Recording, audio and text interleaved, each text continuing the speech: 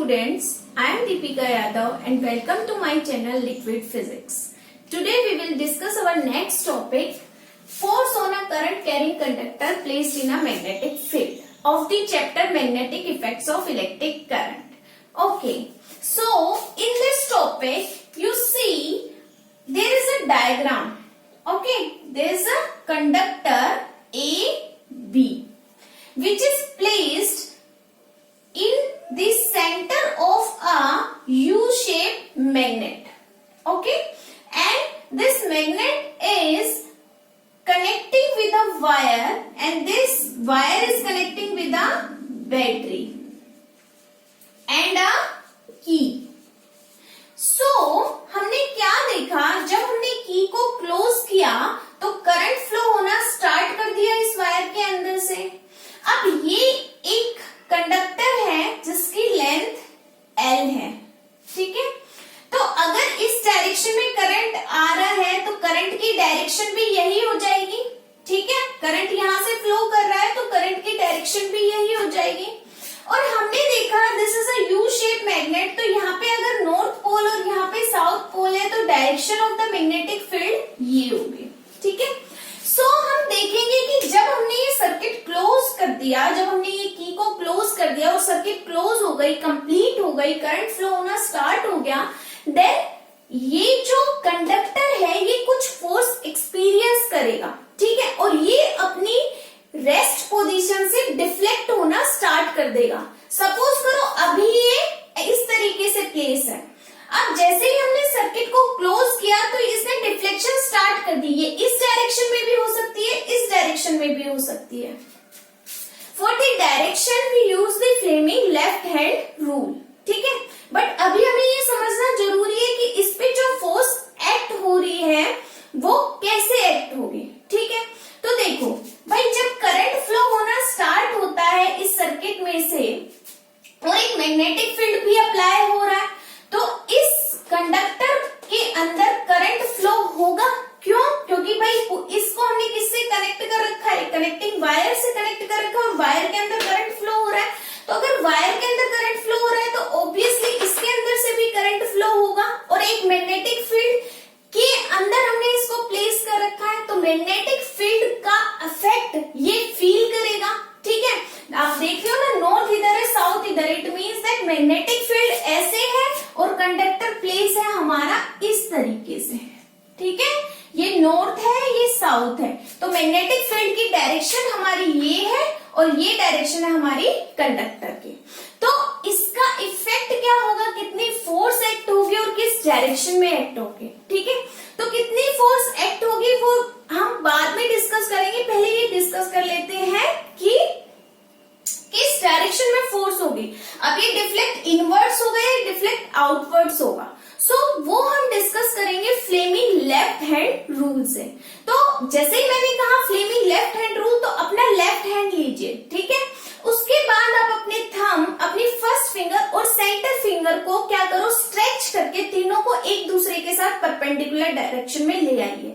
आप देखेंगे कि ये जो थंब है और ये जो फर्स्ट फिंगर है इनके बीच में 90 डिग्री है. ये जो थंब है और ये जो सेंटर फिंगर है इनके बीच में 90 डिग्री है. तो हमें इस तरीके से स्ट्रेच करना है कि ये तीनों क्या करें, एक दूसरे के साथ परपेंडिकुलर डायरेक्शन में हो, ठीक है. Then this thumb point in the direction of the force, ठीक है. थंब हमेशा किस डायरेक्शन में एक्ट करेगा, फोर्स की डायरेक्शन में. जो हमारी फर्स्ट फिंगर है वो किस में एक्ट करेगी, मैग्नेटिक फील्ड बी की डायरेक्शन में, ठीक है.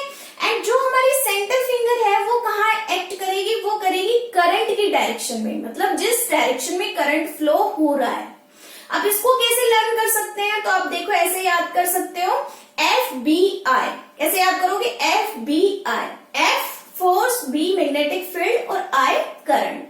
And one thing you have to remember that कि आपकी ये तीनों उंगलियां एक दूसरे के साथ परपेंडिकुलर डायरेक्शन में होनी चाहिए. अंडरस्टूड. सो हम क्या देखते हैं, अगर हम यही एग्जांपल लें, अब इसमें फोर्स कहाँ एक्ट हो रही है हमें नहीं पता, हम डिटरमाइन करेंगे from our Fleming's left hand rule, ठीक है. तो प्लेस करिए अपनी फिंगर्स को. सबसे पहले तीनों एक दूसरे के साथ परपेंडिकुलर होनी चाहिए, ठीक है.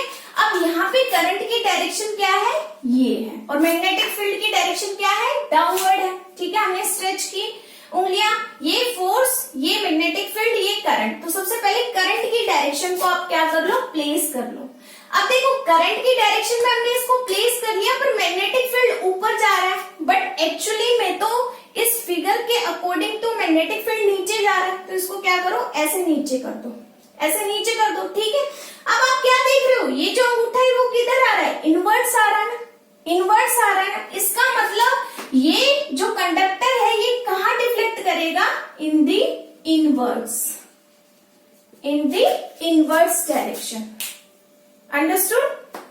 सो हमने क्या देखा, हमने देखा कि जब हमने अपने लेफ्ट हैंड को स्ट्रेच किया, थंब, फर्स्ट फिंगर और सेंटर फिंगर को, फर्स्ट फिंगर को हमने प्लेस किया इन the direction of magnetic field, तो हमने ये देखो मैग्नेटिक फील्ड की डायरेक्शन में प्लेस कर लिया, और ये देखो ये उंगली किसकी डायरेक्शन में है, कंडक्टर की डायरेक्शन में। अंगूठा कहाँ जा रहा है, अंदर की तरफ जा रहा है, तो ये जो हमारा कंडक्टर है ये कहाँ डिफ्लेक्ट करेगा, अंदर की तरफ। अब ये कितना डिफ्लेक्ट करेगा, द अमाउंट ऑफ फोर्स कितनी होगी, what is the amount of force.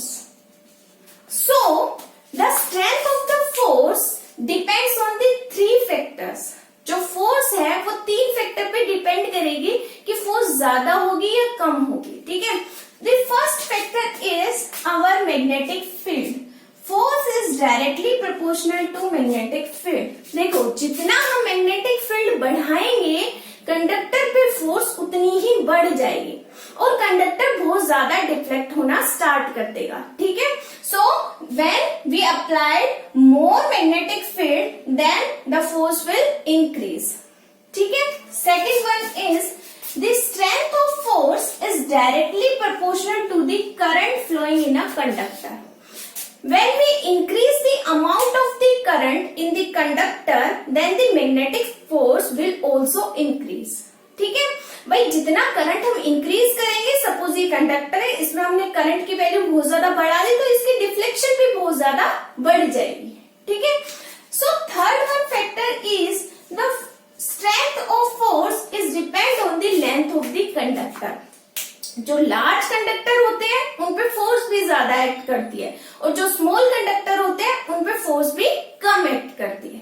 तो यहाँ पे जो हम केस देख रहे हैं, इसमें जो लेंथ ऑफ द कंडक्टर है ये, और जो मैग्नेटिक फील्ड है ये, दोनों एक दूसरे के क्या है, परपेंडिकुलर डायरेक्शन में। आप देख रहे हो ना, दोनों के बीच में एंगल कितना बन रहा है, 90 डिग्री एंगल बन रहा है। सो हमने क्या देखा कि इस केस में तो फोर्स की वैल्यू कितनी हो गई, F is directly proportional to BLI। ठीक है, special that case, in that case the magnetic field and the length of the conductor are perpendicular to each other. Then the force on this conductor will be directly proportional to B, L and I. अब अगर हम second case discuss करें, we will discuss our second case. हमारे first case में हमने क्या देखा था, when the conductor and the magnetic field B are perpendicular to each other। भाई मैग्नेटिक फील्ड और कंडक्टर जब एक दूसरे के परपेंडिकुलर थे तो फोर्स कितनी एक्ट हो रही थी, BLI। अब अगर मैग्नेटिक फील्ड और कंडक्टर के बीच में कोई एंगल थीटा हो तो फोर्स कितनी होगी, that amount of force will be F is directly proportional to BLI sin of theta। It means that जो ये मैग्नेटिक फील्ड B है, इसका हमेशा हमने कौन सा कंपोनेंट लेना है, वर्टिकल कंपोनेंट। अगर हम B को डिवाइड करेंगे दो कंपोनेंट में, तो हमारे दो कंपोनेंट क्या हो जाएंगे, B cos of theta and B sin of theta. इसकी जो आप कंप्लीट डेरिवेशन है वो क्लास 12th में करोगे, बट अभी के लिए आपको ये याद रखना है कि इस केस में F क्या हो जाएगा, BLI sin ऑफ थीटा।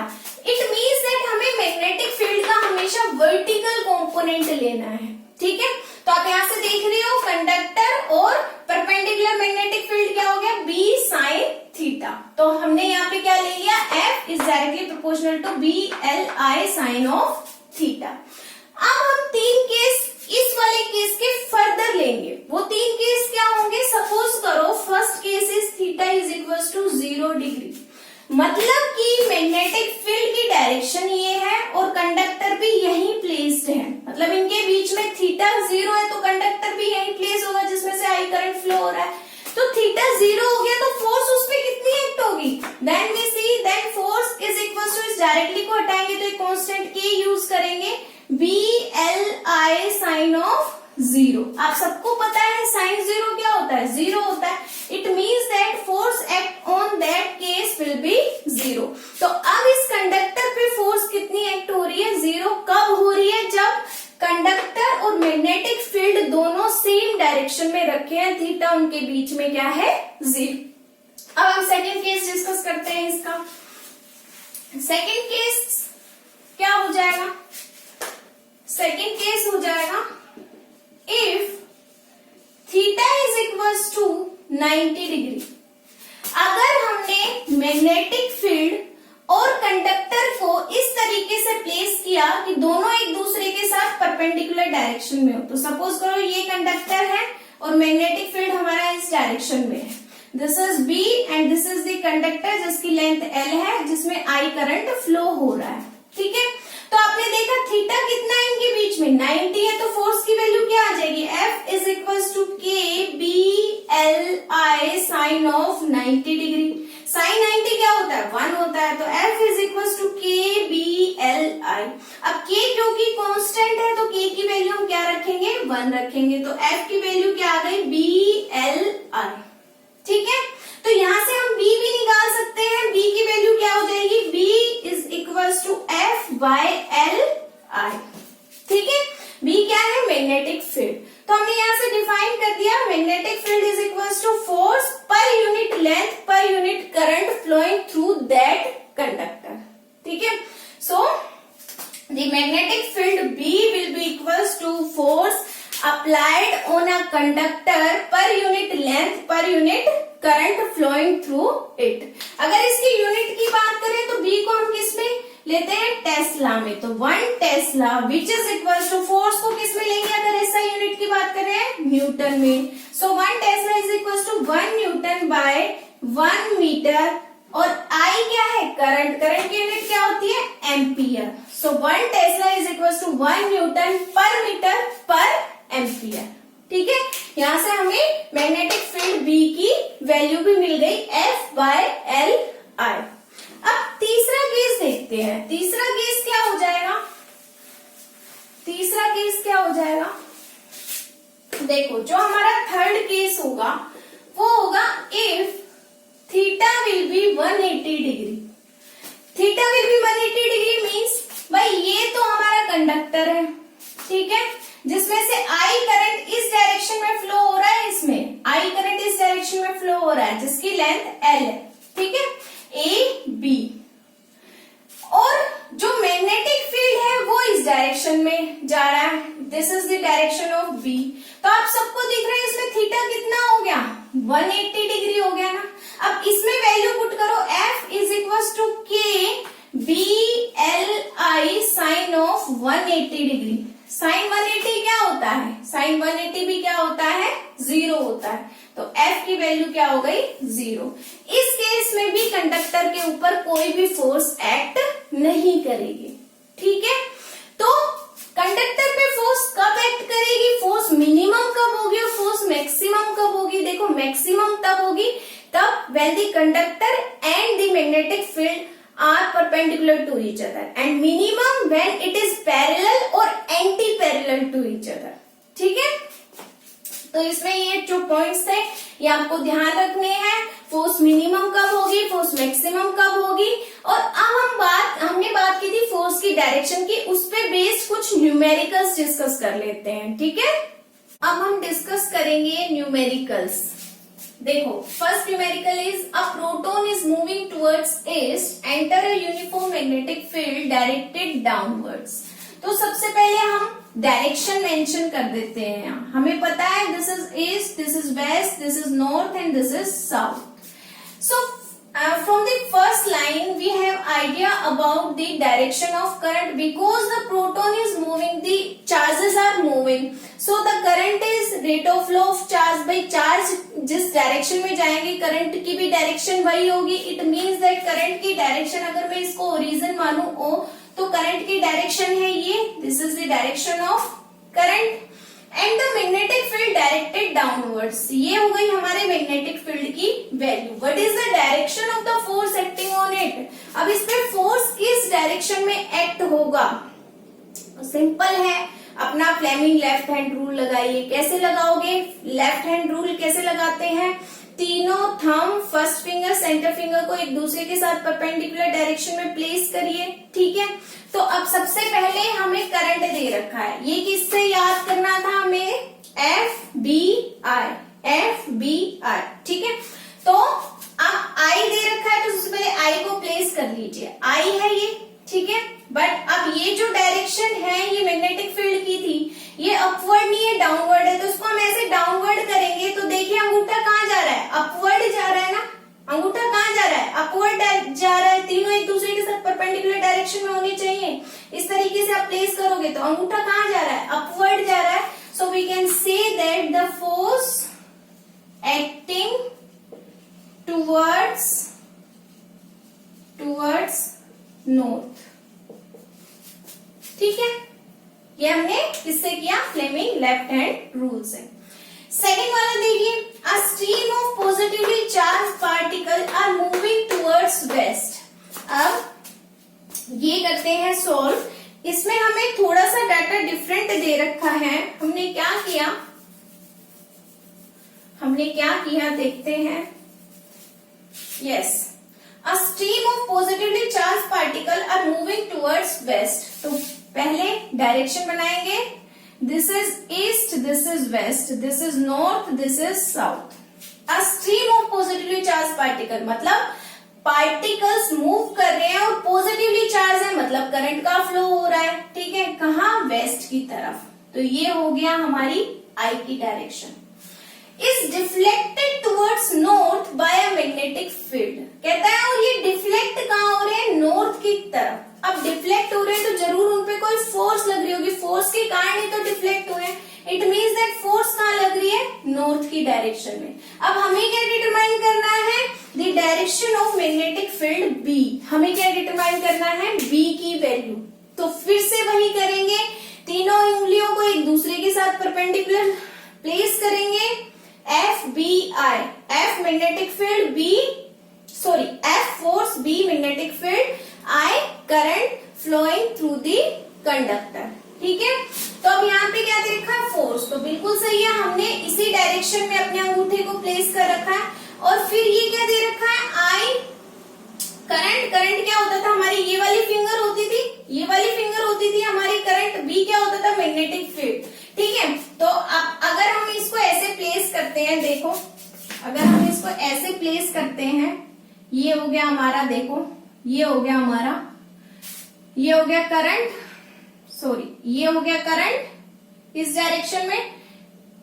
ऐसे करके देखते हैं, ये हो गया हमारा करंट, ये होगी हमारी फोर्स. तो आप क्या देखोगे, जो हमारा मैग्नेटिक फील्ड की डायरेक्शन है, जो हमारी मैग्नेटिक फील्ड की डायरेक्शन है वो किस तरफ आ रही है, अपवर्ड डायरेक्शन में. किस तरफ आ रही है, अपवर्ड डायरेक्शन में. तो यहाँ भी मैग्नेटिक फील्ड की डायरेक्शन क्या हो जाएगी, अपवर्ड्स. क्या हो जाएगी, अपवर्ड्स. आई होप आज का सेशन आपको अच्छा लगा होगा. अगर अच्छा लगा हो तो please like, subscribe and share with your friends. And thank you so much.